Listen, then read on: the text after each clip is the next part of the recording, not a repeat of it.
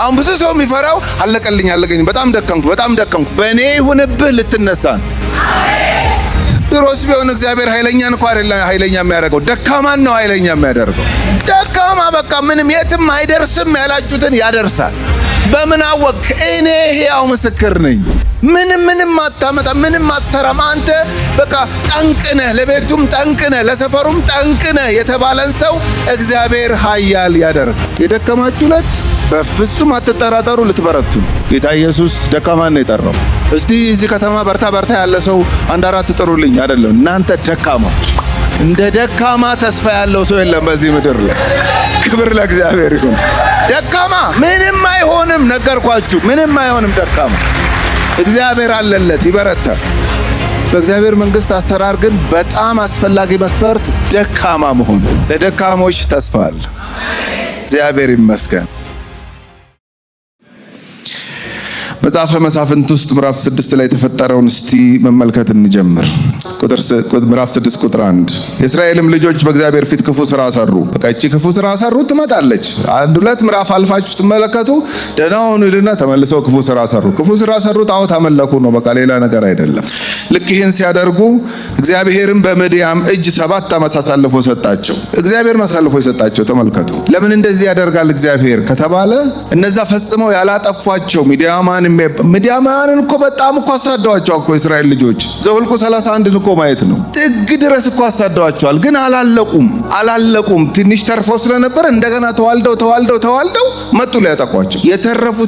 የተረፉት ፈጽመው ያላጠፏቸው ኢያሱ ምድሪቱን ሲያወርሳቸው ፈጽመው ያላጠፏቸው አህዛቦች እንደ መፈተኛ ነበር የተቀመጡት ለእስራኤል ልጆች። እስቲ ቆይ እነዚህ ሰዎች የሚያመልኩትን አማልክት ያመልካሉ አያመልኩም ብሎ እግዚአብሔር ቼክ ለማድረግ ሁሉ ዝም ብሎ ያያቸው ነበር። ከሆነ ዓመት በኋላ መጥተው ያሸንፏቸዋል፣ መጥተው ይወርሷቸዋል። ስለዚህ ለእነሱ አሳልፎ ሰጣቸው። የምድያምም እጅ በእስራኤል ላይ ጠነከረች። ከምድያምም የተነሳ የእስራኤል ልጆች በተራራ ላይ ጉድጓድና ዋሻ ምሽግም አበጁ። እስራኤልም ዘር በዘሩ ጊዜ ምድያማውያን፣ አማሌቃውያን በምስራቅ የሚኖሩ ሰዎች ይመጡባቸው ነበር። በእነርሱም ላይ ይሰፍሩ ነበር። እስከ ጋዛም ድረስ የምድሩን ቡቃያ ያጠፉ ነበር። ምግብንም ለእስራኤል አይተዉም ነበረ። በግ ወይም በሬ ወይም አህያ ቢሆን አይተዉም። እንስሶቻቸውና ድንኳኖቻቸውን ይዘው በብዛት እንደ አንበጣ ሆነው ይመጡ ነበር። ለእነርሱና ለግመሎቻቸውም ቁጥር አልነበራቸውም። ምድሪቱንም ያጠፉ ዘንድ ይመጡ ነበር። ከምድያምም የተነሳ እስራኤል እጅግ ተጠቁ። የእስራኤልም ልጆች ወደ እግዚአብሔር ጮኹ። የምድያማውያን ክፋት ምን መሰላችሁ? የእስራኤል ልጆች የሚበሉትን ሁሉ ይወስዱባቸው። ይሄ መሰረታዊ ፍላጎትን ማሳጣት ከባድ ነው። እንደው የቅንጦት የሆነውን ነገር ቢወስድባቸው፣ አሁን ለምሳሌ የተፈጥሮ አደጋም ይሁን ኃይለኛም ይሁን ሰውም ይሁን ትርፍ ነው የምትሉትን ነገር ቢወስድባችሁ ዋና ይሄን ይያለው ኦኬ ችግር የለውም ይሄን እዚህ ላይ ይሄን አይንካብኝ እንጂ እኖራለሁ ሰርቫይቭ አደርጋለሁ ትላላችሁ። የመሰረታዊ ፍላጎታችሁን ሲነካባችሁ ምንድን ነው የምትሉት? የህልውና ጉዳይ እኮ ነው። በቃ እንዴት ነው የሚኖረው? የሚበላውን የሚጠጣውን ይወስዱባቸዋል። ይመጡና ዘር ይዘራሉ። የእስራኤል ልጆች ብዙ በግብርና ነው የሚተዳደሩት። ሚዲያማውያን ደግሞ አርብቶ አደሮች ናቸው። ግመሎቻቸው ቁጥር ስፍር የለውም ነው የሚለው በቃ። ስለዚህ ዘላኖች ናቸው። ከቦታ ቦታ ነው የሚንቀሳቀሱት። ይሄ አርብቶ አደር ከአርሶ አደር ጋር ለካ ድሮም ነው የሚጣለው። አሁን ይመስለኝ ነበር። አሁን በእኛ ሀገር ይሄ አለ። የሚገርማችሁ ኬንያ አለ፣ ብዙ ሀገሮች አለ። አርብቶ አደሩ ከብት ነው እንጂ ያለው ስንዴ በቆሎ ምናምን የለውም። ስለዚህ ከከብቶት አግኝቶ ምናምን ያንን ሸጦ በዚያ አርጎ ነው ጥራጥሬው ምናምን ሊያገኝ የሚችለው። ይሄ ደግሞ ገበሬው ደግሞ ምርት የሚያመርተው ደግሞ አርሶ አደሩ ደግሞ እንደነሱ የከብት ብዛት ምናምን ላይኖረው ይችላል። ስለዚህ እህል ሸጦ ምን ብሎ ቂቤ ምናምን ገዝቶ እንደዚህ ነው። ዛሬም ድረስ እንደዛ ነው። ሚዲያማውያን አርብቶ አደር ናቸው። የእስራኤል ልጆች ገበሬዎች ናቸው፣ አርሶ አደሮች ናቸው። ምርት ነው የሚያገኙት እነሱ።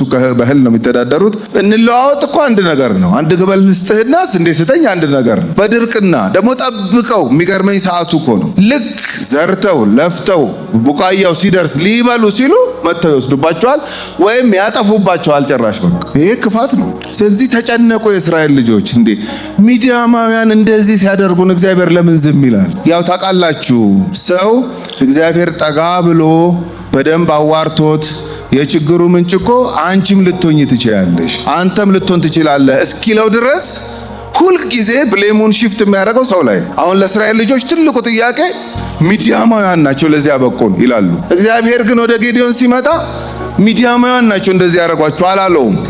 እናንተ ናችሁ ለዚህ የበቃችሁት፣ ራሳችሁ ናችሁ ነው ያለው።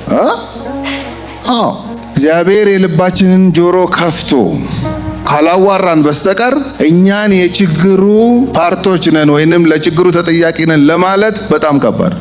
ልድገመው። እግዚአብሔር የልባችንን ጆሮ ከፍቶ ጠጋ ብሎ አንቺም እኮ ለዚህ ነገር አስተዋጽኦ አለሽ፣ አንተም እኮ ለዚህ ነገር አስተዋጽኦ አለህ፣ ስለማትሰማኝ ነው፣ ስለማትታዘዥኝ ነው ካላለን በስተቀር ሁልጊዜ እኛ ሻርፕ የእግዚአብሔርን ድምፅ ሰሚዎች፣ ሌሎች ግን ክፉዎች፣ ተንኮለኞች፣ የማይሰሙ ተደርገው ይፈረጃል። በዚህ የእስራኤል ልጆች ሲጮሁ ሚዲያማውያን ናቸው ለዚህ ተጠያቂ አሉ። ሚዲያማውያን እንደዚህ ጉልበት እንዲያገኙ ያደረጓቸው ግን የእስራኤል ልጆች ናቸው። ወደ እግዚአብሔር ጮሁ። ያው እግዚአብሔር ጩኸት ይሰማል። በጣም ይገርመኛል። በቃ ይሰማል። የሚጮህ ጩኸት እግዚአብሔር ይሰማል። የሚገርመኝ እዚህ ጋር አንድ ሰው ሲጮህ ወይንም አንድ ማህበር ሲጮህ እዚህ ጋር ለተጮኸው ጩኸት መልስ የሚመልሰው እንዴት እንደሆነ ታውቃላችሁ? ምንም የማያውቅ ደካማ ሰውዬ ና ተነስ ታድናለህ ይለዋል። ክብር ለእግዚአብሔር ይሁን። አንዳንድ ጊዜ ማን እንደ ጮኸ አታውቁም። ለማን ጩኸት እግዚአብሔር እንደሚያስነሳችሁ አታውቁም። እዛ ጋር ለተጮኸው ጩኸት በል ተነስ ታጠቅ ይላችኋል እግዚአብሔር። ምንም በማታውቁት እኮ በዚህ ነገር እኔ ፓርት አለኝ ብላችሁ በማታስቡት ሁኔታ ተነሽ ይላል እግዚአብሔር። አረ እኔ ስትሉ ይቅርታ ተሳስቼ ነው፣ የቤት ቁጥር ተሳስቼ ነው ብሎ የሚቀጥለው ቤት አይሄድም። እግዚአብሔር አይሳሳት። አንቺ ነሽ ካለ አንቺ ነሽ በቃ፣ አንተ ነህ ካለኝ እኔ ነኝ በቃ ማለት ነው። ጩኸታቸውን ሰማ እግዚአብሔር። ቁጥር 7 እንዲህም ሆነ የእስራኤል ልጆች በምድያም ምክንያት ወደ እግዚአብሔር በጮሁ ጊዜ እግዚአብሔር ወደ እስራኤል ልጆች ነቢይ ላከ። እርሱም አለ። ይሄ ነቢይ የሚገርማችሁ ስሙ አልተጻፈ፣ ማን እንደሆነ አታውቁም። ጀስት ነቢይ ላከና መልእክት ነገራቸው ነው የሚለው። አሁን ዲቦራ ስሟ ተጠቅሷል፣ ነቢይት ነች። የዚህኛው ነቢይ ግን ስሙም የለም። መጽሐፈ መሳፍንት ውስጥ ያዩዋቸው 2 ነቢያት እነዚህ ናቸው። አንዷ ዲቦራ ናት፣ አንደኛው ይሄ ሰው ነው። ምንድነው ያደረገው ይሄ ነቢይ ተነስቶ? አሁን እነሱ የጮሁት ጩኸት ሚዲያማውያን ባንድ የድራሻቸውን ያጠፋልናል ብለው ነው። እግዚአብሔር ግን ሩት ኮዙን ለመንካት ነቢይ ያስነሳላችሁ። ቆይ እነሱ ይመታሉ፣ ችግር እነሱን ታጠፋላችሁ። ግን እነሱን ከማጥፋታችሁ በፊት ነገም እንዳትደግሙት ለዚህ ነገር እኮ እጃችሁ እንዳለበት ማወቅ አለባችሁ ብሎ ነቢይ ያስነሳና የችግሩ ዋና ምክንያት ምን እንደሆነ ታውቃላችሁ አለ። ነቢዩ ተነሳና እንደዚህ አላቸው። ወደ እስራኤል ልጆች ነቢይ ላከ። እርሱም አለ የእስራኤል አምላክ እግዚአብሔር እንዲህ ይላል፣ እኔ ከግብፅ ምድር አወጣኋችሁ፣ ከባርነትም ቤት አስለቀቅኳችሁ፣ ከግብፃውያንም እጅ ከሚያጋፏችሁም ሁሉ እጅ አዳንኳችሁ፣ ከፊታችሁም አሳደድኳቸው፣ አገራቸውንም ሰጠኋችሁ። እናንተንም እኔ አምላካችሁ እግዚአብሔር ነኝ፣ በምድራቸው የተቀመጣችሁባቸውን የአሞራውያንን አማልክት አትፍሩ አልኳችሁ። እናንተ ግን ድምፄን አልሰማችሁም። ይላችሁ ለተጮኸ ጩኸት እግዚአብሔር ሊመልስ ሲመጣ ከላይ የተፈጠረውን ኬዝ ትሪት ማድረግ ወይንም መፍትሄ ማበጀት ሳይሆን ከስር ነው የሚነካው እግዚአብሔር መጥቶ። የዚህ ነገር ትልቁ ምክንያት እቺ ናት፣ ድምፅ አለመስማት ነው አላቸው። አልሰማችሁኝም አለ እግዚአብሔር ነቢይ ልኮ። ቀጠለ ቁጥር 11 የእግዚአብሔር መልአክ መጥቶ በኦፍራ ባለችው በአቢዔዝራዊው በኢዮአስ በነበረችው በአድባሩ ዛፍ በታች ተቀመጠ። ልጁም ጌዲዮን ከሚዲያማውያን ለመሸሸግ በወይን መጥመቂያ ውስጥ ስንዴ ይወቃ ነበር። ኢዮአስ ይባላል የጌዲዮን አባት። ወደ ኢዮአስ ልጅ ወደ ጌዲዮን ነው የእግዚአብሔር መልአክ የመጣው። አሁን የእግዚአብሔር መልአክ ሲል በጣም ተጠንቅቃችሁ አንብቡ። የብሉይ ኪዳን መጽሐፍት ላይ የእግዚአብሔር መልአክ ሲል የገብርኤልና የሚካኤል አይነት ብቻ እንዳይመስላችሁ፣ ተገልጠው ያውቃሉ እንደዛ አይነት መላእክት። ግን ይሄ የእግዚአብሔር መልአክ የሚለው ኢየሱስ ክርስቶስ በስጋ ከመገለጡ በፊት በብሉይ ኪዳን ዘመን እንደ ሰው እየተመሰለ እንደ መልአክ እየተመሰለ ይገለጥ ነበር። ማለት እየተመሰለ መገለጥ ነው ከባዱ፣ ሰው ሆኖ መገለጥ ነው። ሰው ሆኖ መገለጥ ነው ከባዱ። ያኮ እየመሰለ ነው እንደውም የሚገለጠው። እየመሰለ ተገለጠ ሲባል አሁን አንዳንድ ሰው እንዴ ኢየሱስ ከማርያም ከመወለዱ በፊት ሊሆን አይችልም ይላል። በስጋ ተወልዶ ተገልጦ አይደለ እንዴ? እየመሰለ መገለጥ ምን ይከብዳል? ከባዱ እኮ ሰው መሆን ነው። ሰው የሆነ ታዲያ እየመሰለ ቢመጣ ምን ችግር አለ? እነ ዳንኤል ሁሉ እኮ የሰው ልጅ የሚመስል አየው ይላሉ። ኢየሱስ ነው። ለምን ከነ ክብሩ ከነ ሙሉ ክብሩ አይገለጥም? አይችልም። ጌዲዮን እንደዚህ ቢገለጥለት እንደሱ ያዩት ሁሉ ወዩ አይደል? ኢሳይያስ ከፍ ባለ ዙፋን ላይ ተቀምጦ አይቸው ብሎ ተርበደበደ እኮ። እነ ዮሐንስ በክብሩ አይተውት እንደሞተ ሰው ሆንኩ ነው እኮ ቢሉት፣ ታዲያ ጌዲዮን እንዴት ይተርፋል? አን ኤንጅል ኦፍ ዘ ሎርድ ሚል ካያችሁ የእንግሊዝኛው ቨርዥን ላይ የሚካኤልና የገብርኤል አይነት ነው። ዘ ኤንጅል ኦፍ ዘ ሎርድ ካለ ጌታ ራሱ ነው። እዚህ ጋር የተገለጠው ጌታ ራሱ ነበር። መልሶ እኮ እግዚአብሔር ሆይ እያለ ነው እኮ የሚያዋራው ያን የተገለጠለትን እኮ መልአክ። ስለዚህ እግዚአብሔር ነው የተገለጠለት። የሚሰራውን ስራ ታያላችሁ። ጌዲዮን በፍጹም ኦድ የሆነ ስራ ነው የሚሰራው። አርሶ አደሮች ስለሆኑ የሱ ቤተሰቦች ገበሬ ስለሆነ ጌዲዮን ስንዴ የሚወቃው ስንዴ እኮ የሚወቃው ተራራ ላይ ነው። ሰፊም ቦታ ይፈልጋል ስንዴ የሚወቃበት ዛሬም ድረስ። ለምንድን ነው ከፍ ያለ ቦታ ስንዴ የሚወቃው? ነፋስ ይፈልጋል።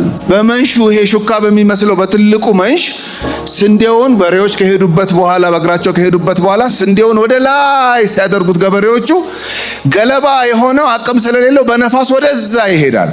ምርት የሆነው ስንዴ የሆነው ደግሞ ወደ ታች ይወርዳል። እንደዚህ ነው እህል የሚወቃው። ታዲያ ለምንድን ነው የወይን መጥመቂያ ውስጥ መጥቶ ስንዴ የሚወቃው? ወይን መጥመቂያ እኮ ስፔሱም ትንሽ ነው፣ ጎድጓዳ ነው፣ አይታይም፣ ለሰውም አይታይም። ቅርብ ብሎ ያልተጠጋችሁ ሰው እንደምትሰሩም አያውቅም። እዛ ውስጥ ነው ወይኑ ፕሬስ እየተደረገ እየተጨመቀ ከዛ ነው ጁሱ ከስር የሚፈሰው። ማይሆን ቦታ ነው የሚሰራውን ስራ የሚሰራው። ለምን እንዴ እዩልኝ ነው እንዴ ሚዲያማን አፈፋ አድርገው ይበሉበታል። አያችሁ ስንዴ አውድማ ላይ ይዞ ሄዶ እዛ ወቃ ማለት ኑ ሰዱብኝ ማለት ነው። ማን ሞኛለ አለና ወይን መጥመቂያ ውስጥ እየተጣበቀ እኮ ማለት ነው። ማይሆን ቦታ ላይ ማይሆን ስራ ይሰራል። እዛ ጋር የእስራኤል ልጆች ለጮሁት ጩኸት ሚዲያማውያንን ለማሸነፍ የጦር ጀነራል ለመሆን እግዚአብሔር የመረጠው አንድ ምስኪን ጌዲዮን የሚባል ገበሬ። በገበሬ ሚዲያማውያን ይሸነፋሉ። እግዚአብሔር አብሮት ካለ እንክት አድርጎ ይሸነፋሉ። ገበሬ ምርጫ ውስጥ ይገባል እንዴ? የኛ ታሪክ ከዚህ ውጭ መሰላችሁ እንዴ? የዚህን ዓለም ጥበበኞች አልመረጠም፣ አዋቂዎችን አልመረጠም፣ ባለጠጎችን አልመረጠም። ማንን መረጠ? ድሆችን፣ ምናምንቴዎችን፣ ምንም ዕውቀት የሌላቸውን እግዚአብሔር መረጠ ነው የሚለው። ጌዲዮንን መረጠ። ጌዲዮን በፍጹም ለዚህ በቃለሁ ብሎ አያስብም። የሚሰራው ስራ በጣም ኦድ የሆነ ስራ ነው የሚሰራው። በዚህ ሁኔታ ውስጥ እያለ የእግዚአብሔር መልአክ ለእርሱ ተገልጦ ቁጥር 12 አንተ ጽኑ ኃያል ሰው። በስመ አብ ወወልድ ወመንፈስ ቅዱስ አሐዱ አምላክ ቢያስፈልግ እንዴት ነው ጽኑ ኃያል የሚሆነው? አዎ ይኸው እንደ ሰው ሲታይ በጣም የፈራ በጣም የደነገጠ ምስኪን ገበሬ ነው። እግዚአብሔር ግን ሲያየው ዛሬን አይደለም የሚያየው። እግዚአብሔር አብሮት ከሆነ ይሄ ሰውዬ ምንም ሊያደርግ እንደሚችል እግዚአብሔር ያውቃል። የመልእክቴ ዋና ሐሳብ ስትደክምማ ኃይለኛ ነህና በርታ ነው። ስትደክም በቃ እንደው በኔ ይሁንብህ አይባልም። ፍቀዱልኝ ልበላችሁ ዛሬ በኔ ይሁንባችሁ። ስትደክሚ ኃይለኛ ነሽ። አሁን ብዙ ሰው የሚፈራው አለቀልኝ በጣም ደከምኩ በኔ ይሁንብህ ልትነሳ ነው። ድሮስ ቢሆን እግዚአብሔር ኃይለኛን እንኳን አይደለም ኃይለኛ የሚያደርገው፣ ደካማን ነው ኃይለኛ የሚያደርገው። ደካማ በቃ ምንም የትም አይደርስም ያላችሁትን ያደርሳል። በምን አወቅ? እኔ ሕያው ምስክር ነኝ። ምንም አታመጣ፣ ምንም አትሰራም። አንተ በቃ ጠንቅነህ፣ ለቤቱም ጠንቅነህ፣ ለሰፈሩም ጠንቅነህ የተባለን ሰው እግዚአብሔር ኃያል ያደርጋል። የደከማችሁለት በፍጹም አትጠራጠሩ፣ ልትበረቱ ነው። የአዲስ ኪዳን መጽሐፍ የሚደግፈኛል። ጌታ ኢየሱስ ደካማን ነው የጠራው። እስቲ እዚህ ከተማ በርታ ያለ ሰው አንድ አራት ጥሩልኝ። አይደለም እናንተ ደካሞች። እንደ ደካማ ተስፋ ያለው ሰው የለም በዚህ ምድር ላይ። ክብር ለእግዚአብሔር ይሁን። ደካማ ምንም አይሆንም፣ ነገርኳችሁ፣ ምንም አይሆንም። ደካማ እግዚአብሔር አለለት፣ ይበረታል። አሁን ድካም ለምንም መስፈርት አይሆንም ማለት እስቲ የትኛው የሚሊተሪ ቤት ነው መስፈርት ሲያወጣ ከ18 ዓመት በላይ እንደዚህ 12ኛ ክፍል የጨረሰ ምናምን መጨረሻ ላይ በጣም ደካማ ብሎ የጻፈ የለም። በእግዚአብሔር መንግስት አሰራር ግን በጣም አስፈላጊ መስፈርት ደካማ መሆን። ለደካሞች ተስፋ አለ። እግዚአብሔር ይመስገን። እግዚአብሔር ሆይ ደከመኝ ሲሉት እንዴ ይሄን አይደል እንደ የምፈልገው ነው የሚለው እግዚአብሔር። በቃ ደከመኝ ጌታ፣ ይሄ ነገር ደከመኝ፣ በቃ አታከተኝ፣ ሰለቸኝ የሚልን ሰው እግዚአብሔር አያልፈው። በጣም የደነገጠ የፈራ ሰው ነው፣ ማይሆን ስራ እየሰራ ነው። የእግዚአብሔር መልአክ መጥቶ ግን አንተ ጽኑ ኃያል ሰው እግዚአብሔር ካንተ ጋር ነው አለው። የጌዲዮን ብርታት እግዚአብሔር አብሮት ስላለ ነው እንጂ በጦርነት ኤክስፐርት አይደለም። ምንም ገበሬ እኮ ነው። በቃ ምንም የሚያውቀው ነገር የለም። ስለ እርሻ ብትጠይቁት የሚናገረው ነገር አለ። ስንዴ በስንት ወር ይደርሳል? በ4 ወር ይደርሳል። ሲወቃ ስንት ጊዜ ይፈጃል? 3 ቀን ይፈጃል። ከዛ እንደዚህ ገለባው ስንት ያወጣል? እሱን ያውቃል። ህዝብ ይዞ እየመራ ግን ሚዲያማንን አሸንፎ ህዝብ ይዞ ኧረ በፍጹም አያውቅም። ታዲያ እንዴት ሆነ? እግዚአብሔር አብሮት ስለሚሆን። በቃ ከደካሞች ጋር እግዚአብሔር አብሮ ይሆናል። አሁን አንዳንዶቻችሁ እንደዚህ ቆመን ስናገለግል ስታዩን እንደ አብርሃም በሆንኩ እንደ እንትና በሆንኩ ትሉ ይሆናል። ወይኔ ሁሌ ብርቱ፣ ሁሌ እንደዚህ። እናንተ ፊት ነው ብርቱ የሆን ነው። እግዚአብሔር ፊት ስንገባ ቤታችን ሁሌ ደካሞች ነው። ለምን? ደካማ ነው እግዚአብሔር የሚያበረታ። እሱ ፊት ብርቱ አይደለንም፣ ሊሆን አይችልም። እሱ ፊት ስብርብራችን ነው የሚወጣው። እሱ ፊት ደካሞች ነን። ለምን? አስለምዶናል። ደካሞችን በማበርታት አሳይቶናል እንጂ አንመካ። ጌዲዮንም ጌታዬ ሆይ እግዚአብሔር ከኛ ጋር ከሆነ ይሄ ነገር ሁሉ ለምን ደረሰብን? ምትለይ ነገር አብሮ አይሄድም አለ። አንተ ጽኑ ኃያል። ኧረ ተሳስተ ይሆናል። እኔ ጽኑ ኃያል አይደለሁም። እንዴት ሆኖ? ጽኑ ኃያል በሆነ ኖሮ ይሄ ደርስብን ነበረ? አይተዋል የደረሰብንን ይለዋል። ለምን ደረሰብን? አባቶቻችንስ እግዚአብሔር ከግብፅ አውጥቶናል ብለው ይነግሩን የነበረ ተአምራት ወዴት አለ? አሁን ግን እግዚአብሔር ትቶናል፣ በምድያዋንም እጅ አሳልፎ ሰጥቶናል አለው። ፋክቱን ነገረው። ያለውን ነገር ማለት ሪያሊቲው ይሄ ነው። እንግዲህ እዚህ ውስጥ ነው እንግዲህ አሁን አንተ ጽኑ ኃያል እግዚአብሔር ካንተ ጋር ነው የምትለኝ። እግዚአብሔር አብሮት ያለ ሰው እኮ ላይፉ እንደዚህ አይደለም እያለ ይነግረዋል። እንዴት ይሆናል? አይሆንም። እንዴት እንደሚወቃ ሳላቀርቼ ነው እንደዚህ የወይን መጥመቂያ ውስጥ የምንደፋደፈው? ፈርቼ እኮ ነው። እግዚአብሔር ከኛ ጋር ቢሆን ኖሮማ እዛው ወቃው ነበረ ስንዴውን እንዳይወስዱብኝ ፈርቼ ነው ሚዲያማውን እና እነሱ እንደዚህ እየጨቆኑንና እየገዙን እንዴት ነው እግዚአብሔር ከኛ ጋር ነው የሚባለው? ኧረ ይሄ ሊሆን አይችልም ማለት። ቁጥር 14 እግዚአብሔርም ወደ እርሱ ዞር ብሎ አያችሁ፣ የእግዚአብሔር መልአክ ያለውን እግዚአብሔር አለው መጣና አሁን ደግሞ እግዚአብሔርም ወደ እርሱ ዞር ብሎ በዚህ በጉልበትህ ሂድ፣ እስራኤልንም ከምድያም እጅ አድን፣ እነሆ ልኬሃለሁ አለው። ገበሬ እግዚአብሔር ከላከ ገበሬ የጦር ጀነራል ይሆን እግዚአብሔር ነው። ክብር ለጌታ ይሁን። ገበሬውን በቃ ምንም ክሉ የሌለውን ሰው እንደ ደካማ ተስፋ ያለው ሰው የለም በዚህ ምድር ላይ። ይሄ ብርቱ ነኝ ኃያል ነኝ የሚል ኧረ እግዚአብሔር ድረስለት። በጣም ከባድ ነው እሱ። በዚህ በጉልበት ሲባል ምናልባት እቺ ሊትራሊ እቺ ጉልበት የምትመስላችሁ ካለች ምናምን አንዳንዴ ወይ ጸሎት መንበርከክ ምናምን ካላችሁ ኖ አይደለም። በዚህ በጉልበት የሚል እኔ በመሰጠህ ኃይል ማለት ነው። በቃ እኔ በመሰጠህ ኃይል። በራሱማ ፍጹም ኃይለኛ አይደለም ይሄ ሰው፣ ደካማ ነው። ራሱም አድሚት አድርጓል። በቃ ከዚህም በኋላ ገና ማንነቱን ሲናገር ታዩታላችሁ። እግዚአብሔር ግን በሱ የሚሰራውን ስራ ስለሚያውቅ የተጮኸች ጩኸት ስላለች ለዛች መልስ ነው እግዚአብሔር ይሄንን ሰው የሚያስነሳው። ስለዚህ ልኬሃለሁ፣ እንድታድን ልኬሃለሁ አለው። ቁጥር 15 እሱም ጌታ ሆይ እስራኤልን በምን አድናለሁ? በዚህ በጉልበትህ ብሎታል እኮ ግን በምን አድናለሁ ይላል። አያችሁ አይገባም። ያለንበትን ሁኔታ የኛን ባክግራውንድ ምናምን እናይና እግዚአብሔር የሚያሸክምንና የሚያሰማንን ድምጽ መቀበል በጣም ከባድ ነው። እኔ በጣም በዚህ ስሰቃይ ኖር ያለው በዘመኔ የዛሬ 20 ዓመት የዛሬ 22 ዓመት ምናምን ልሸከመው የማልችለውን ነገር እግዚአብሔር ይናገረኛል። በህይወት እንደዚህ አረጋለሁ። አረ አይሆንም አረጋለሁ። እንደዚህ ይሆናል። አረ አይሆንም፣ ይሄ አይሆንም ይሆናል። አረ አይሆንም። በቃ ጭቅጭቅ መንበርከክ እስክፈራ ድረስ በቃ ከተንበረከኩ ይመጣል የእግዚአብሔር ድምጽ እና እንዴት ላስተናግደው? ለምን ታስጨንቀኛለህ? በተስፋ እኮ እንዲህ ሞላኸኝ እኮ ለምን ታሰቃየኛለህ እስክል ድረስ ይቅር፣ በቃ አትናገረኝ፣ በቃ ይቅር። የማይሆን ነገር ለምን ጥቅጥቅ አድርገህ ውስጤን እንትን ታረገዋለህ? ይቅርብኝ እስክል ድረስ መጨረሻ በምን ተስማማው ከእግዚአብሔር ጋር? እኔ ቢሆንም ባይሆንም ምን አስጨነቀኝ? በኋላም ለመከራከሪያ ይሆናል። ለምን አልጽፈውም ብዬ አጀንዳ ይዤ መጻፍ ጀመርኩ። እንዲህ ይሆናል። እሺ ውልሴ እንቸገረኝ እናያለን። እሺ መጻፍ እንደዚህም ይሆናል። እሺ አይሆንም ግን እሺ እኔ ምን አገባኝ? አንተ መናገር ካልሰለቸ እኔ ምን አገባኝ? እሺ እጽፈዋለሁ። እንደዚህም ይሆናል። ጭራሽ ደግሞ መጻፍ ሲጀምር ይብሳል ደግሞ ክላሪቲው ራሱ። አሁን እንደ እግዚአብሔር ከተናገረኝና ከጻፍኳቸው አጀንዳ ላይ ካሉት አንዱን ልንገራችሁ። ወደፊት ከምትቀበለው አገልግሎት ይልቅ የማትቀበለው እስኪበዛ ድረስ በጣም ብዙ በር ከፍትልሃለሁ ሲለኝ ይሄ አይሆንም ብዬ ጻፍኩት። ሆነ አይመስልም። እግዚአብሔር ወደ ደካማ ሲመጣ ለዛ ደካማ ሰው በጣም ግራ ነው የሚያጋባው። በቃ እንዴ ቁጥር 15 እግዚአብሔር የተጮኸን ጩኸት ሰምቶ ሊመለስ ሲነሳ የመጣው ገበሬ ቤት ነው። ምን ያርግ ይሄ ገበሬ? ቁጥር 15 ጌታ ሆይ እስራኤልን በምን አድናለሁ? ወገኔ ከምናሴ ነገድ ከሁሉ ይልቅ የተጠቃ ነው። እኔም በአባቴ ቤት የሁሉ ታናሽ ነኝ አለው። እግዚአብሔርም በእርግጥ ካንተ ጋር ሆናለሁ፣ ምድያምንም እንደ አንድ ሰው አድርገህ ትመታለህ አለው። እሱም በአንተ ዘንድ ሞገስ ካገኘው የምትናገረኝም አንተ እንደሆንክ ምልክት አሳየኛል። ምስኪን ነው፣ ተጠራጣሪ ነው።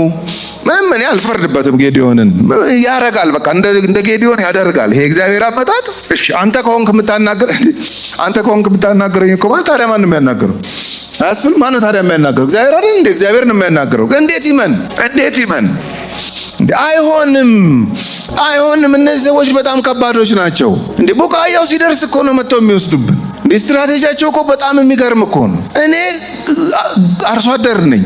በየትኛው እውቀቴ ነው የእነዚህ ሰዎች ስትራቴጂ አውቄ ተከታትዬ ገብቼ ወጥቼ ይሄንን ህዝብ ማዳን አይደለም የራሴን ህይወት ማዳን አልችልም። እንዴት እንዲህ አይነት ሸክም ታሸክመኛለህ? ለማንኛውም አንተ ከሆንክ የምታዋራኝ በዚህ ፈትንሃለሁ አለው እግዚአብሔርን። እሺ ምልክት ብቻ ልፈትንህ አለው። እሺ አለው። እኔ መጽሐፍ ቅዱስ ኮሌጅ አስተምራለሁና ሳስተምር ተማሪዎቼ እንማራለን። በጣም ስንግባባ በጣም ፐርሰናል የሆነም ጥያቄ እንጠያየቃለን፣ እናወራለን፣ እንጸልያለን። በተጠሩበት ጥሪ ምክንያት በፋይናንስ በተለያየ ነገር ውስጥ በችግር ውስጥ የሚያልፉ ተማሪዎች ይኖራሉ። ፎርስ ሁላችንም እናልፋለን። እሺ እኔ እግዚአብሔር ጠርቶኛል፣ ግን እንዲህ አይነት ቻሌንጅ እንዲህ አይነት ችግር ይገጥመኛል፣ እንዴት ልለፈው ሲሉኝ እኔ ዝርዝር መልስ የለኝም። ብዙ ጊዜ የምላቸው አንድ ነገር ነው፣ እግዚአብሔር አይጥራህ፣ ከጠራህ ቻለው ነው መልስ። ትሰሙኛላችሁ? ልድገምላችሁ። እንደሆነ ሁሉ ቀርቶችን ይዛችሁልኝ ከሄዳችሁ ራሱ በጣም አትርፌያለሁ። እግዚአብሔር አይጥራሽ፣ ከጠራሽ ቻዩ። እለፈኝ እኮ ነው እያለው ያለው ጌዲዮን። እለፈኝ ፕሊዝ፣ እኔን ዝለለኝ፣ ጎረቤት ሂድ ከፈለክ፣ ሌላ ሰው ጥራ፣ ሌላ ሰው አስነሳ ነው እያለ ያለው። ኖ አለ እግዚአብሔር። ኖ በስተት አልመጣሁም እዚህ ቤት። ገበሬነትህን አውቃለሁ፣ የምናሴ ነገድ መሆንን አውቃለሁ፣ የተጠቃ መሆንን፣ የቤቱ መጨረሻ ልጅ መሆንን አውቃለሁ። ይሄን ለእኔ አታስረዳኝ፣ ካንተ ጋር ነው ጉዳይ አለው እግዚአብሔር። አይጥራችሁ፣ ከጠራችሁ በቃ ወደ አንተም እስክመለስ ድረስ ቁርባኔንም አምጥቼ እስካቀርብልህ ድረስ እባክህ ከዚህ አትላወስ አለው። እሱም እስክትመለስ ድረስ ትቆያለህ አለ። ወይ ጉድ! ሊሄድ ነው እንደ እግዚአብሔር። ጌዲዮን ገባ። የፍየሉንም ጠቦት፣ የኢፍ መስፈሪያም ዱቄት፣ የቂጣ እንጎቻ አዘጋጀ። ስጋውንም በሌማት አኖረ፣ መረቁንም በምንቸት ውስጥ አደረገ። ሁሉንም ይዞ በአድባሩ ዛፍ በታች አቀረበለት። የእግዚአብሔርን መልአክ ስጋውንና የቂጣውን እንጎቻ ወስደህ በዚህ ድንጋይ ላይ አኖር፣ መረቁንም አፍስስ አለው። እንዲሁም አደረገ። የእግዚአብሔርን መልአክ በእጁ ያለውን የበትሩን ጫፍ ዘርግቶ ስጋውንና የቂጣውን እንጎቻ አስነካ። እሳትም ከድንጋይ ውስጥ ወጥቶ ስጋውንና የቂጣውን እንጎቻ በላ። የእግዚአብሔርን መልአክ ከዓይኑ ተሰወረ። ጌዲዮንም የእግዚአብሔር መልአክ እንደሆነ አየ። ጌዲዮንም አቤቱ አምላክ ሆይ ወዮልኝ፣ የእግዚአብሔርን መልአክ ፊት ለፊት አይቻለሁና አለ። እግዚአብሔርም ሰላም ላንተ ይሁን፣ አትፍራ፣ አትሞትም አለው። ክብር ለእግዚአብሔር ይሁን። በቃ ሞትኩ ሲል አትሞትም አለው። የተጠራ ሰው የእግዚአብሔርን ስራ ሳይጨርስ አይሞትም።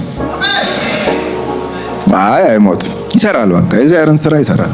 ወዮ አለ፣ ደነገጠ። በቃ ማለት ምን አይነት ኤክስፒሪየንስ ውስጥ ነው እየከተትከኝ ያለው እኮ ነው። ሲጀምር እኮ እንደዚህ አይመስልም። ሲጀምር እኮ ቀስ ብሎ ነው የጀመረው። ይሄ የእግዚአብሔር መልአክ አመጣጡ ቀስ ብሎ ያዋራው፣ አንተ ጽኑ ኃያል፣ አንተ እንደዚህ። አሁን ከመስማት አልፎ ማየት ጀመረ። ማየት ውስጥ ገባ። አየሁት አለ ያን እግዚአብሔር መልአክ። በፊት ድምጽ ነው፣ አሁን ማየት ጀመረ። ምን ይዋጠው? በቃ መሞቴ ነው አለ። መሞቴ ነው ሲል ኖ አትሞትም እንዴ?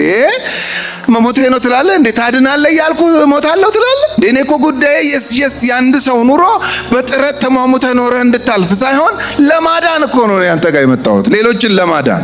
አትሞትም አለው። በኋላ እኮ ረድ ብላችሁ ስትመለከቱ እኮ ይሄ ሲመለክ የነበረውን የበዓልን መሰዊያ አፍርሶ በሌሊት ከ10 ሰዎች ጋር ሆኖ ግልብጥብጡን አውጥቶት የከተማው ሰዎች ማን ነው ይሄን ያደረገው ብለው ሲመረምሩ ደረሱበት። ጌዲዮን ነው ይሄንን ያደረገው። የጌዲዮንን አባት መጡና ልጅህን አውጣ አሉት። ለምን? ይሄን ያደረገው እሱ ስለሆነ ይገደል አሉ። እግዚአብሔር ከላይ አትሞትም ብሎታል። አትሞትም የተባለ ሰው ይገደል የሚል ትእዛዝ ቢወጣበት አይሞትም። ለምን? አትሞትም የሚል የእግዚአብሔር ድምጽ መጥቶለታል። እንደዚህ ነው ያለፍነው፣ እንደዚህ ነው የገሰገስነው እንጂ እኮ ብዙ እኮ ነገር መጥቶ ነበር እኮ ወደ ህይወታችን። አትሞትም አለው። ጌዲዮንም በዚያ ለእግዚአብሔር መሰዊያ ሰራ፣ ስሙንም እግዚአብሔር ሰላም ብሎ ጠራው። አሜን። እግዚአብሔር ሰላም የሆነ አምላክ፣ ክብር ለሱ ይሁን። እርሱም እስከ ዛሬ ድረስ በአቢዔዝራውያን በምትሆነው በኦፍራ አለ። ቁጥር 25 እግዚአብሔርም በዚያ ሌሊት የአባትህም በሬ 7 ዓመት የሆነውን ሁለተኛውን በሬ ውሰድ፣ የአባትህም የሆነውን የበዓል መሰዊያ አፍርስ ጀመረ። በቃ አያችሁ፣ ይሄ ታድሶ የእግዚአብሔር ስራ ጀመረ። በቃ አፍርስ አለ። ሚዲያማንን ቀጥታ የሮጥክ ምታ እኮ አይደለም፣ መጀመሪያ ሩት ኮዙን እንንካው አለ እግዚአብሔር። ይፍረስ ይሄ እያለ ይሄ እኮ ነው የሚያስጠቃችሁ አለ። የሚያስጠቃችሁ እኮ ይሄ ነው። አሁን እናንተ እስራኤላውያን ናችሁ፣ እግዚአብሔር ነው የምታመልኩት ትባላል። ይሄ አባትህ የሚያመልከው ታዲያ ምንድን ነው? ይሄ አይደለ እንደ ማግኔት ጎትቶ የሚያመጣቸው ጠላቶቻችሁ? ዲስኦቢዲየንስ ወይንም አለመታዘዝ የሚባለው ነገር የሚገርማችሁ በብሉይ ኪዳንም በአዲስ ኪዳንም አንድ ነው። አለመታዘዝ ነው። በቃ ትእዛዙ ሊለያይ ይችላል። ለእነሱ የተሰጠ ትእዛዝ ኤግዛክትሊ ዛሬ ለእኛ ላይሰራ ይችላል። ግን መታዘዝ ዛሬም አለ። የሚያስጠቃችሁ ይሄ ነገር ነው አለ። ስለዚህ እሱ ይፍረሳል። የአባቴ የሆነውን የበዓል መሠዊያ አፍርስ፣ በእርሱም ዙሪያ ያለውን የማምለኪያ አጸድ ቁረጥ፣ በዚያም ኮረብታ አናት ላይ ለአምላክህ ለእግዚአብሔር መሠዊያ አሳምረህ ስራ። ሁለተኛውንም በሬ ውሰድ፣ በዚያም በቆረጥከው በማምለኪያው አጸድ እንጨት ላይ የሚቃጠለውን መስዋዕት አቅርብ አለው። ጌዲዮንም ከባሪያዎቹ 10 ሰዎችን ወስዶ እግዚአብሔር እንዳለው አደረገ። የአባቱን ቤተሰቦች የከተማውንም ሰዎች ስለፈራ ይህን በቀን ለማድረግ አልቻለም። ነገር ግን በሌሊት አደረገው እንደ ኒቆዲሞስ። የእግዚአብሔር ትእዛዝ ነው። ገብቶታል። ጌዲዮን ገብቷል። ኦልሬዲ ፕሮሰስ ውስጥ ወደ ኋላ ሊመለስ አይችልም። የእግዚአብሔርን ድምጽ ሰምቷል። የእግዚአብሔርን መልአክ አይቷል። ምን ያርገው? ኖ ተርኒንግ ባክ። ስለዚህ መገስገስ አለበት። ይፍረስ ይሄ አለው እግዚአብሔር። እሺ አለ። 10 ባሪያዎች ጠራና ነው ይህችን ነገር እንስራ እግዚአብሔር አዞናል አለ። እሺ በቀን ከሰራ ነው ችግር ይገጥመናል አለ። ይሄ ዊዝደሙ ራሱ በጣም ይገርመኛል። በማታ እናርገው አለ። በማታ እሺ። ሁሉም ተኝቶ ቤቱ ጭር ሲል ሄዱና ከ10 ሰዎች ጋር ግልብጥብጡን አውጥተው አፈራርሰው የታዘዙትን ሁሉ ፈጽመው አደሩ። ቁጥር 28 የከተማውም ሰዎች ማልደው ተነሱ፣ እነሆም የበዓል መሠዊያ ፈርሶ በዙሪያው ያለውም የማምለኪያ አጸድ ተቆርጦ በተሰራው መሠዊያ ላይ ሁለተኛው በሬ ተሰውቶ አገኙት። እርስ በርሳቸው ይህን ነገር ያደረገ ማን ነው ተባባሉ። በጠየቁና በመረመሩ ጊዜ ይህን ነገር ያደረገ የኢዮአስ ልጅ ጌዲዮን ነው አሉ። የከተማውም ሰዎች ኢዮአስን የበዓልን መሠዊያ አፍርሷልና በዙሪያውም ያለውን የማምለኪያ አጸድ ቆርጧልና እንዲሞት ልጅህን አውጣ አሉት። ኧረ አይሞትም፣ እሱ ቀድሞ ተነግሮታል። አትሞትም ብሎታል። ክብር ለእግዚአብሔር ይሁን። መሞቴ ነው ሲል አትሞትም፣ አውጣው ይገደል ሲባል አይሞትም ተብሏል። ሊገሉት አይችሉም። ይሄንን ሰው ለማዳን እግዚአብሔር የቀባው ሰው፣ እግዚአብሔር ያስነሳው ሰው። የጌዲዮን አባት ኢዮአስ በጣም ጉደኛ አባት ነው። እንዴት በዓል የሚባለውን አምላካችንን ያዋርዳል ያንተ ልጅ? አውጣውና ይገደል ሲባል እንዴ ለአምላክ እናንተ ትሟገታላችሁ እንዴ? ለምን አይቀስፈውም? አቅም ካለው አቅም የለውም፣ አይቀስፈውም። እግዚአብሔር ለማዳን የጠራው ሰው ነው። ይሄ በዓል የሚባለው ጣዖት አምላክ በፍጹም ጌዲዮንን ሊነካው አይችልም። ስለዚህ አባትየውም እኔ መንፈሱ ተጋብቶበት ይሁን አላቅም፣ እንደው የልጁንም ሁኔታ አይቶት ነው መሰለኝ። ግብርናም ተወ መሰለኝ። ይሄ ልጅ ይታየኛል፣ እሰማለሁ ይላል መሰለኝ ቤት ውስጥ። እንደዛ አይደለም የሚያደርገው ነው እኮ። እግዚአብሔር አናግሯችሁ እኮ እንደ ድሮ መሆን አትችሉም። ሌላ ሰው ነው የሚያደርገው። ይለውጣል እግዚአብሔር ሲናገር። ስለዚህ ልጁ እንትኑ ተቀይሯል ማለት ነው። በቃ ስንዴ ምናምን አይልም። በቃ ጠዋት ተነስቶ እሳት ምናምን ይላል ማለት ነው። በቃ እግዚአብሔር ናምን ይላል ማለት ነው። ይሄ ሄልዚ ኮንታሚኔሽን ይባላል። አሪፍ ነገር ለአባቱ አጋባበት ማለት እኮ። እንደ አባቱ እኮ ሲያመልከው ነበር እኮ። ይሄ እኮ የፈራረሰውን እኮ እንትን በዓል የሚባለውን ሲያመልከው ነበር። ታዲያ እንዴት አድርጎ ተቀየረ? የልጁ ነው። ኢዮአስም እርሱን የተቃወሙትን ሁሉ ለበዓል ትሟገቱለታላችሁን? እንደው ይሄ ይሆናል? እሱ ለእናንተ ይሟገት እንጂ እናንተ እንዴት ትሟገታላችሁ ለሱ? ሌሊት ሄዶ ሲያፈርሰው ከ10 ሰዎች ጋር ሲያፈርሰው እዛው አያንቀውም ነበር? ይሄ እኮ ምን ማለት እንደሆነ ታውቃላችሁ? እኔም እስከዛሬ ተሸውጄ አመለኩት እንጂ ነው እኮ እያለ ያለው። እሱም እኮ ኦልሬዲ እኮ እየናቀው ነው ማለት እኮ። ትሟገቱለታላችሁ ለበዓል ወይስ እሱን ታድናላችሁን? እናንተ ናችሁ የምታድኑት ማለት ነው። የሚሟገትለት ሁሉ እስከ ነገ ይሙት። ጭራሽ እንኳን እኔ ልጅ ሊሞት ለእሱ የተሟገተ ራሱ ከፈለገ እስከ ነገ ድረስ ይሙት። አምላክ ከሆነ መሠዊያውን ካፈረሰው ጋር እሱ ለራሱ ይሟገት አላቸው። ስለዚህም በዚያን ቀን መሠዊያውን አፍርሷልና በዓል ከእርሱ ጋር ይሟገት ብሎ ጌዲዮንን ይሩበዓል ብሎ ጠራው። ራሱ በዓል ይሟገት ማለት ነው። ይሩበዓል ማለት ጀግና ከሆነ እውነተኛ አምላክ ከሆነ እስቲ ይፋረድ ከጌዲዮን ጋር። መሠዊያውን አፍርሰህብኛልና አልለቅህም ብሎ አንገት ለአንገት ይያያዝና እስቲ ያሸንፈው ብሎ ይሩበዓል ብያለሁ አለው። ጭራሽ ቁጥር 33 ሚዲያማውያንም አሜሌካውያንም ሁሉ የምስራቅም ሰዎች በአንድ ሆነው ተሰበሰቡ፣ ዮርዳኖስንም ተሻገሩ፣ በኢዝራኤልም ሸለቆ ሰፈሩ። የእግዚአብሔርን መንፈስ በጌዲዮን ገባበት ይላል። ክብር ለእግዚአብሔር ይሁን። እግዚአብሔር ሲያናገራችሁ የእናንተን ባክግራውንድ የእናንተን አቅም ተማምኖ ሳይሆን መንፈሱን ተማምኖ ነው። የእግዚአብሔር መንፈስ የገባበት ሰው ምንም አይሆነው ነገር አለ።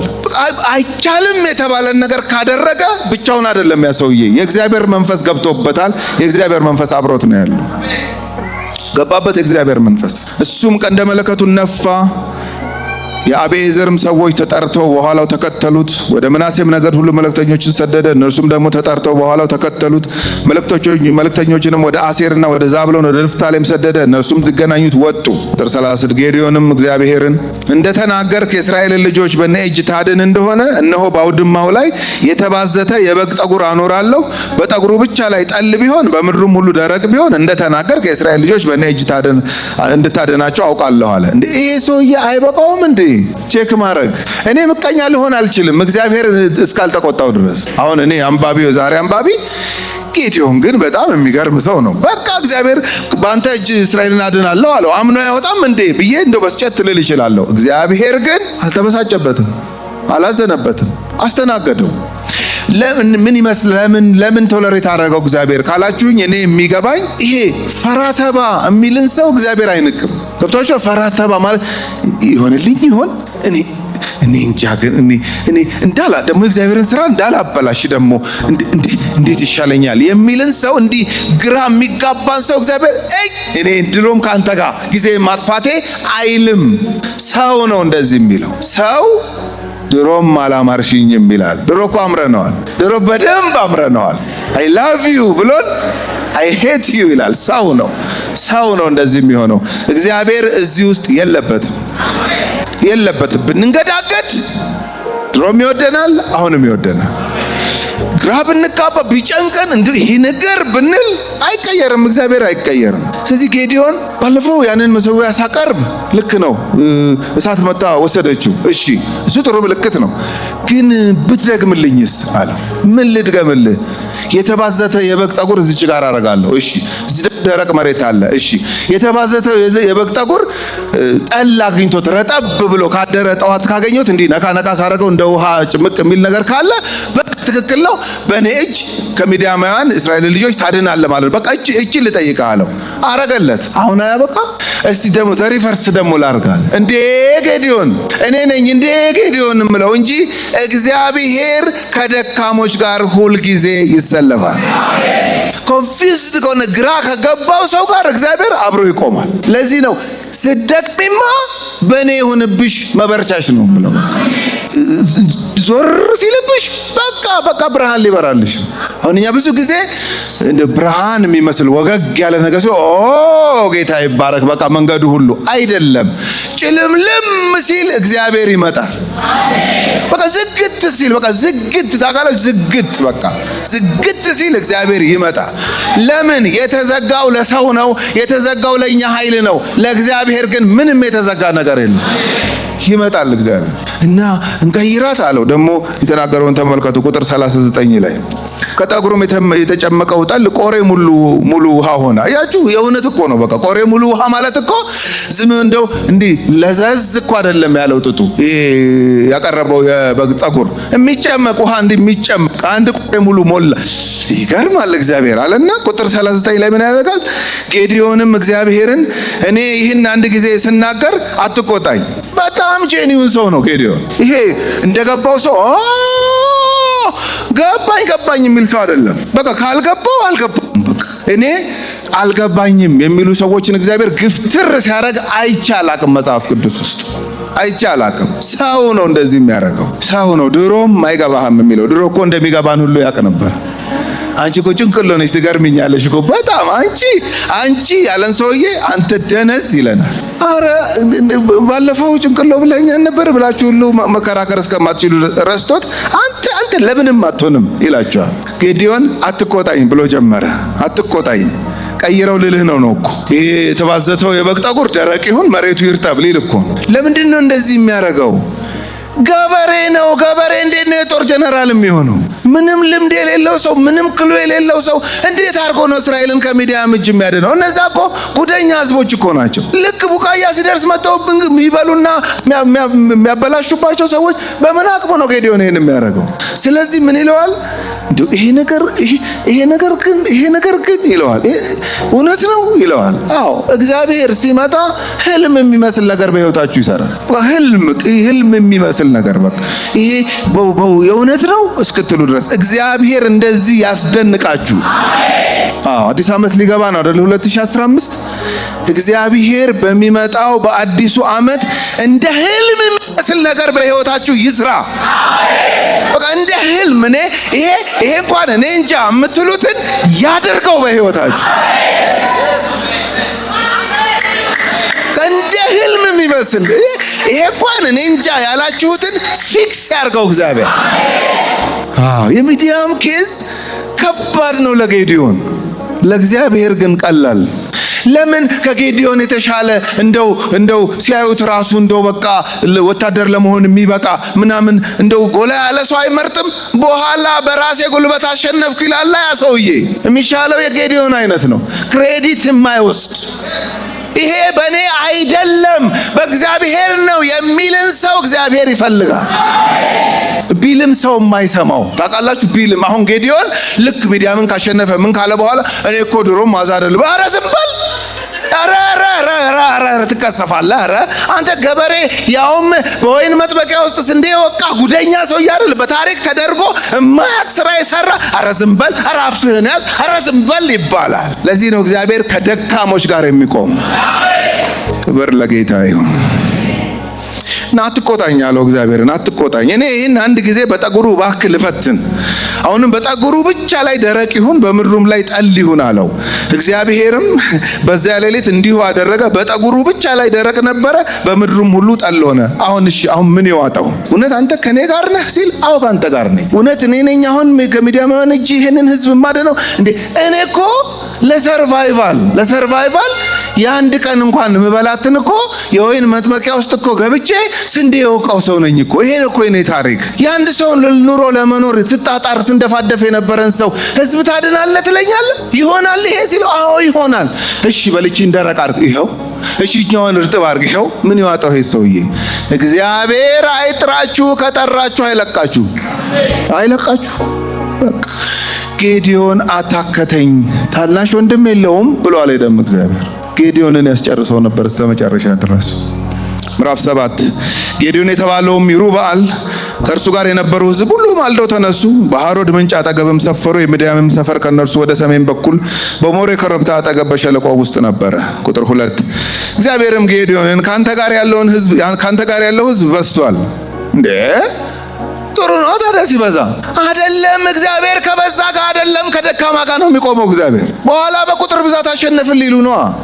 ይኸው ክሬዲትን አሟጦ የሚወስድበትን ነገር እግዚአብሔር እየዘለለ እንደሚያልፍ ታውቃላችሁ።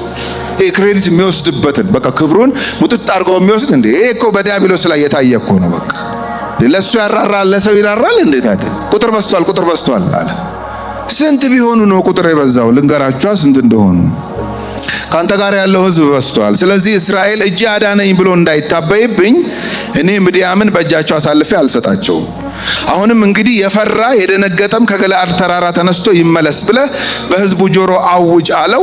ህዝቡም 22,000 ተመለሱ፣ 10,000 ቀሩ። 32,000 ነበሩ ማለት ነው። ይኸውላችሁ ይሄ 32,000 የተከተለው ጌዲዮንን ፒር ፕሬሸር ታውቃላችሁ? የአቻ ግፊት የሚባለው ማለት ነው። በእድሜ እኩያችሁ የሆኑ ሰዎች ሲወስኑ፣ ለምሳሌ 18 ዓመት ሲሞላ አሁን በእኛ እድሜ በቃ አየር ኃይል የአንድ ሰፈር ሰው አይደለም ባህር ኃይል በአንድ ሰፈር ሰው ባህር ኃይል ይገባላችኋል።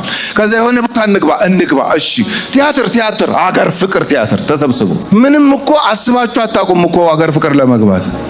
ጓደኛችሁ ገባ፣ ታዲያ ምን ይውጣችኋል? ተያይዛችሁ መግባት ነው። ያም ተያይዞ መግባት።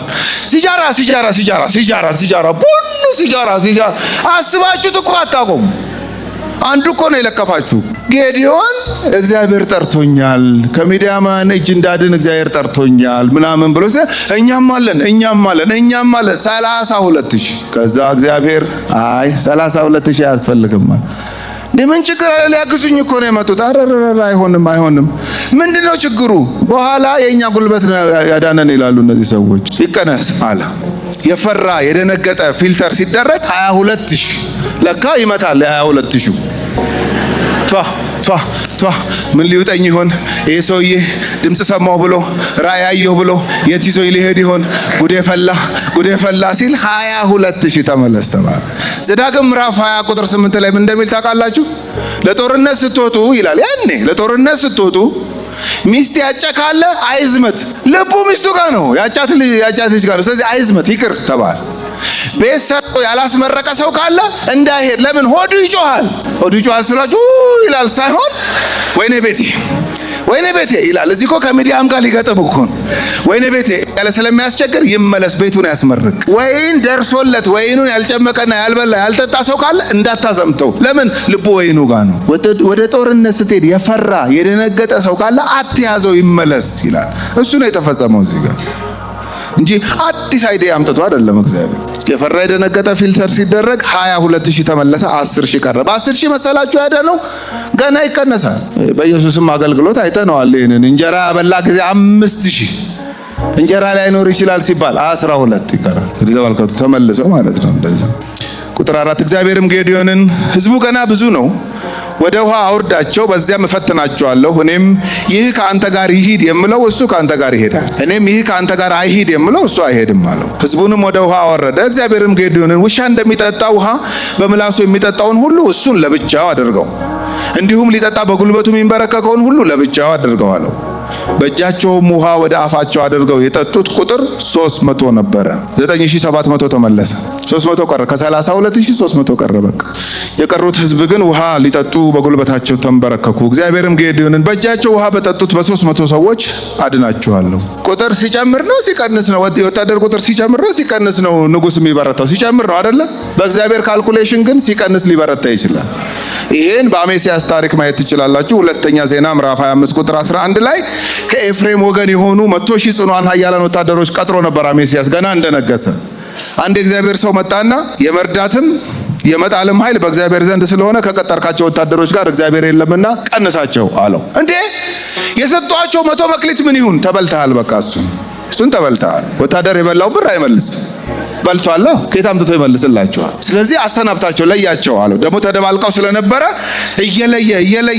እየለየ በንጭንጭ በቁጣ ተለዩ ይላል። በቁጣ ተለዩ ማለት ምን እንደሆነ ታውቃለህ?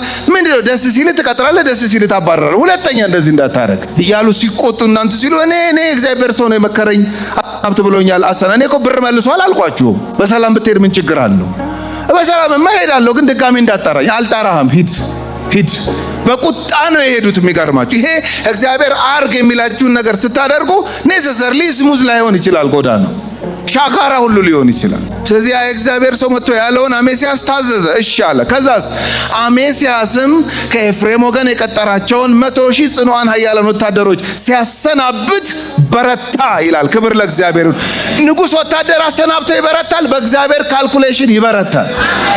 አሁን አንዳንዶቻችን ይሄን ከህይወትሽ አስወግጂ ሲለን ብዙ ጊዜ ሆኖታል። እኛ ደግሞ ያለዚህ ህልውና የለኝም ብለን የያዝነው ነገር ይኖራል። ይሄ ነው ህይወትህን የሸረሸረው ሲለን ያለዚህ ህይወት የለኝም ብለን የያዝነው ነገር አለ። ግን የሚገርማችሁ ጉልበታችንን የያዘው ህይወቴ ያለሱ ህይወት ያለኝም ያለው ነገር ሁሉ ሊሆን ይችላል። አሜሲያስ ወታደሮቹን ሲቀንስ በረታ ይላል። ልክ እንደዚህ ሆኖ ጌዲዮንም 300 ሲተርፉ 9,700 ሲመለስ በእነዚህ አድናለሁ እግዚአብሔር። ስትደክሙ ኃይለኞች ናችሁ። ክብር ለጌታ ይሁን። ስትደክሙ ድክም ሲላችሁ ልትበረቱ ነውና ትልቅ ተስፋ አለ። አይ የኔን ነገር ስለማታውቀው ነው የምትሉ ካላችሁ ማወቅ አይጠበቅብኝም። እኔ እግዚአብሔርን ቃል ነው የምናገረው። ባቃው ምንም አይሰራልኝም ለኔ። ቁጥር 9 ወረድ ልበል። በዛም ሌሊት እግዚአብሔር በእጅህ አሳልፌ ሰጥቻቸዋለሁና ተነስተህ ወደ ሰፈር ውረድ አለው። አንተም ለወረድ ብትፈራ አንተ ከሎሌህ ጋር ከፉራ ጋር ወደ ሰፈሩ ውረድ፣ የሚናገሩትንም ትሰማለህ።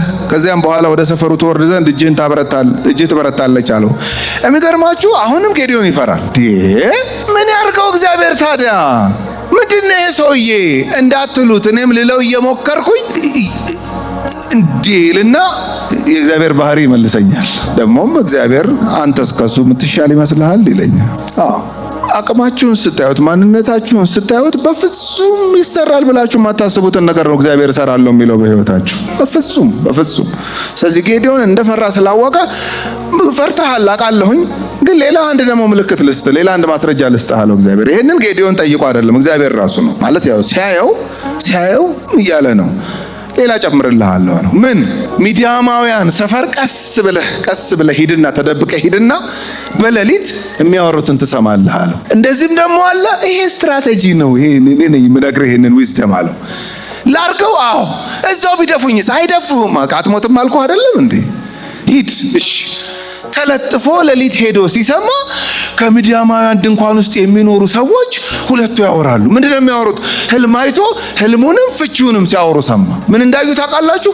አንድ የገብስ እንጎቻ ይላል። የገብስ እንጎቻ። እኔ የገብስ መሆኗ ራሱ በጣም ነው የገረመኝ። ላሳያችሁ። ቁጥር 13 ላይ ከ11 ጀምሮ ከ12 ጀምሮ ብዛታቸውም እንዳንበጣ የሆነ ሚዲያማውያንና አሜሌቃውያን የምስራቅ ሰዎች ሁሉ በሸለቆው ውስጥ ሰፍረው ነበረ። የግመሎቻቸውን ብዛት ቁጥር እንደሌለው በባህር ዳር እንዳለ አሸዋ ነበረ።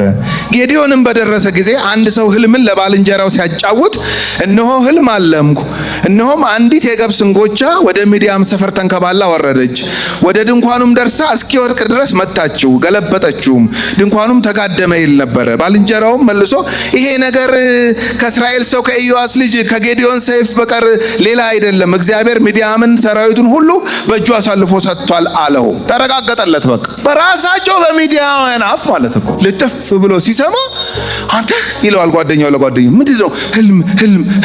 ህልም ምን? አንድ የገብስ እንጎቻ አለ። ለምን የስንዴ እንጎቻ አልሆነም? ለምን የገብስ እንጎቻ ሆነ? የስንዴና የገብስ ቫልዩ እኩል አይደለም። ሁለተኛ ነገሥት ምዕራፍ 7 ቁጥር 1 ላይ ሄዳችሁ ብትመለከቱ ኤልሳ ነገ በሰማሪያ አለ አንድ መስፈሪያ መልካም ዱቄት በአንድ ሰቅል ይሸጣል አለ። እሺ ሁለት መስፈሪያ የገብስ ዱቄትም በአንድ ሰቅል ይሸጣል አለ። ምን ማለት ነው ይሄ? ይሄ እኮ ምን እንደሆነ ታውቃላችሁ? አንድ ኪሎ ስንዴ 1 ብር ትገዛለህ ብሏችሁ እንደዛ ነው ዋጋው? አዎ። ገብስ ግን ከሆነ 2 ኪሎ ገብስ በ1 ብር ቢላችሁ የገብሱን ቫልዩ ነው የሚያሳያችሁ አይደለ? ለምን የስንዴ እንጎቻ አልሆነም? የስንዴ እንጎቻ ቫልዩ ከፍ ያለ ነው። የገብስስ አነስ ያለ ነው። አነስ ባለ ደከም ባለ እግዚአብሔር ይሰራል። ደከም ባለ በቃ የገብስ እንጎቻ መጣ። የሚዲያምን ድንኳን እንጎቻ እንዴት አድርጎ ነው ድንኳን የሚደረምሰው? እግዚአብሔር ካለ ይሆናል። ደካማ አይደርስም፣ የትም አይደርስም የተባለ ሰው እግዚአብሔር ይደግፈው እንጂ ይደርሳል። ራሳቸው ተናገሩ፣ አበቃ። ጌዲዮንም ህልሙን ትርጓሜውን በሰማ ጊዜ ሰገደ። ወደ እስራኤልም ሰፈር ተመልሶ እግዚአብሔር የሚዲያምን ሰራዊት በእጃቸው አሳልፎ ሰጥቷልና ተነሱ አለ። በቃ ተነሱ፣ ተንቀሳቀሱ፣ የታዘዙትን ሊያደርጉ ማለት ነው። ቁጥር 21 ላንብብላችሁ። ጦርነቱ የሚገርማችሁ እነዛ በጣም ብዙ ናቸው፣ እነዚህ 300 ናቸው። ጦርነቱ ውስጥ ትልቁ የተሰራው ስራ እነ ጌዲዮንና አብረው ያሉት ሰይፍ እየመዘዙ በመግደል በምናምን እንዳይመስላችሁ። ኮንፊውዥን ነው እግዚአብሔር የፈጠረው እነሱ መካከል፣ ራሳቸው መካከል ማለት ነው። ቁጥር 21 ሁሉም በየቦታው በሰፈሩ ዙሪያ ቆመ፣ ሰራዊቱም ሁሉ ሮጠ፣ ጮኸ፣ ሸሸም ይላል። ድል ምን ውስጥ እንዳለ ታውቃላችሁ? ድል መታዘዝ ውስጥ ነው ያለ። እነ ጌዲዮን ሰይፍ ምናምን እንዳይመስላችሁ ትልቁን ስራ የሰራው ጀስት አርግ የተባለውን ማረጉ ነው። ጌዲዮን በቃ ቀንስ ሲባል ይቀንሳል፣ አሁንም ቀንስ ሲባል ይቀንሳል። ሂድና ለጥፍ ብለህ ሌሊት አዳምጥ ሲባል ሄዶ ያዳምጣል። በቃ እያንዳንዷን ስቴፕ በታዘዘ ቁጥር ወደ ድል እየተንደረደረ ነበር ያለው። ክብር ለእግዚአብሔር ይሁን። ድል መታዘዝ ውስጥ ነው ያለው። ኦድ የሆነም ነገር ይሁን እግዚአብሔር እየነገራችሁ ያለው ታዘዙት፣ ድል እናንተ ነው። አሸነፏቸው። ቁጥር 22 ሶስቱንም 100 ቀንደ መለከቶች ነፉ። ሶስቱም 100 ቀንደ መለከቶች ነፉ። እግዚአብሔርም ሰው ሁሉ ሰይፍ በባልንጀራውና በሰራዊቱ ሁሉ ላይ ያደረገ። ሰራዊቱም እያለ በቃ ይቀጥላል ሐሳቡ። አንድ የመጨረሻ ሐሳብ ላንሳና ምዕራፍ 8 ቁጥር 4 ላይ ጨርሳለሁኝ። ቁጥር 3 እግዚአብሔር የሚዲያምን መኳንንት ሄሬብንና ዜብን በእጃችሁ አሳልፎ ሰጥቷቸዋል። እናንተ ያደረጋችሁትን የሚመስል እኔ ምን ማድረግ እችል ኖሯል ብሎ አላቸው። ይህን በተናገረ ጊዜ ቁጣቸው በረደ። እነማን እንደሆኑ ታውቃለህ? የኤፍሬም ልጆች ሊጣሉት ፈለጉ ጌዲዮንን። ስንቱን ለጦርነት ስጠራ እኛን ግን ሳትጠራን አሉት። ሰው እኮ ጉደኛ ነው። ድል ላይ እኮ ብዙ ጉድ ይመጣል። እግዚአብሔር አግዟችሁ ስንት ሸለቆ ስንት ተራራ ወጣችሁ የእግዚአብሔር እጅ በእናንተ ላይ ተገልጣ እግዚአብሔር ይባረክ ልትሉ ስትፈልጉ ንጅስ የሚያደርግ ሰው አለ። የኤፍሬም ልጆች መጡ። ስንቱን ስትጠራ እኛን ያልጠራህን አሉት። ተዋግተዋል እኮ የሚገርማችሁ እነሱ እዛ 300 ውስጥ አልተቀላቀሉም እንጂ የሚዲያም ህዝቦች እየሸሹ በዮርዳኖስ ወንዝ በኩል አድርገው ሊያመልጡ ሲሉ እኮ ክትክት አድርገው እኮ የመቷቸው የኤፍሬም ልጆች ናቸው። ታዲያ ጌዲዮን የእግዚአብሔር መንፈስ የገባበት ሰው አይደለም? በጣም ጥበበኛ ስለሆነ ምን እንዳደረገ ታውቃላችሁ? ውይ እናንተ የገደላችሁት አይበልጥም እንደኛ ከገደልነው? ውይ ኧረ እንደዚህ አይደለም። የሚገርም ዊዝደም ነው። ምን ታመጣለህ አይደለም ያላቸው። አረ እናንተ ይበልጣል፣ እናንተ የገደላችሁት እኮ ይበልጣል፣ እናንተ የገደላችሁትና እኛ ደግሞ ቢወዳደርስ ደግሞ እዚህ ግባ የሚባል ነው ብሎ ይሄ ምሳሌ ምዕራፍ 15 ቁጥር 1 ነው የሚያስታውሰኝ። የለዘበች መልስ ቁጣን ታበርዳለች፣ ሻካራ ቃል ግን ጠብን ያባብሳል ያነሳሳል ይላል። የለዘበች መልስ አያሽ፣ ልዝብ ያለች ምላስ ወይንም መልስ ቁጣን ውርድ ነው የምታረው። አሁን የኤፍሬም ልጆች እንዲህ ነው ያወረዳቸው። በቃ ኧረ ተው፣ ኧረ እንደዛ አይደለም፣ ኧረ ተሳትፋችኋል እናንተም፣ ኧረ እንደሱ አይደለም ብሎ ብርድ አደረጋቸው። ሌላ ታሪክ ሊፈጥሩ የነበሩትን ማለት ነው። ይሄ እግዚአብሔር መንፈስ ያለበት ሰው ስለሆነ በጣም ነው የሚያስደንቀኝ። ጌታ ኢየሱስ እናንተ ደካሞች ሸክማቸው የከበደ ሁሉ ወደ እኔ ኑ አይደል ያለው? ምን ሊያደርገን? መልሶ ደካማ አይደለም፣ ኃያል ሊያደርገን። ክብር ለእግዚአብሔር ይሁን። መስፈርቱ መድከም ነው። በቃ እዚህ በሕይወት ስትደክሙ ልትበረቱ ነውና ተስፋ አድርጉ። ጳውሎስ ይህንን ነገር ከኔ ጌታ እንዲወስድልኝ ለመንኩት፣ ደጋግሜ ለመንኩት፣ 3 ጊዜ ለመንኩት። 3 ለምነኸኝማ አነሳዋለሁ እንዴ ብሎ አነሳልኝ አይደለም የሚለው፣ ቶ ይቀመጥ አለው።